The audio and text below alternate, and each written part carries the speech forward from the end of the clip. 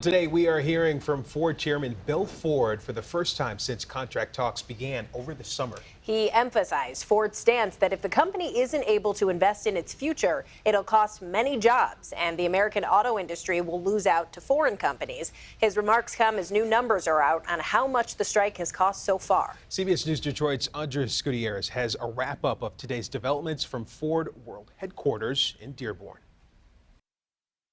We need to come together to bring an end to this acrimonious round of talks. Speaking at Ford's Rouge complex, the great-grandson of the company's founder made a plea this morning to UAW leadership. This should not be Ford versus the UAW.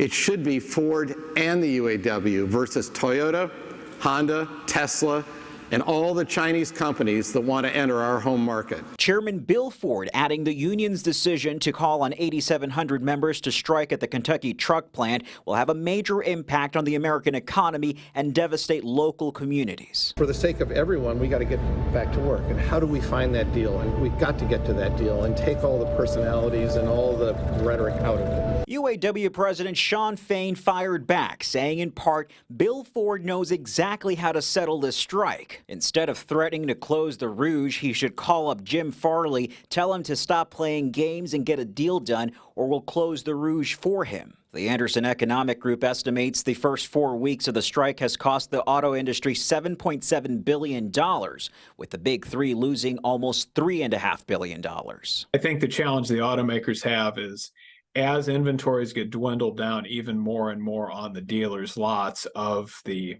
makes and models affected by the strikes, do they risk starting to see customers switching over to a Toyota, Honda, BMW, etc.? That professor of supply chain management said in the coming weeks he'll be keeping an eye on how the strike starts to impact raw materials such as steel with substantially less demand.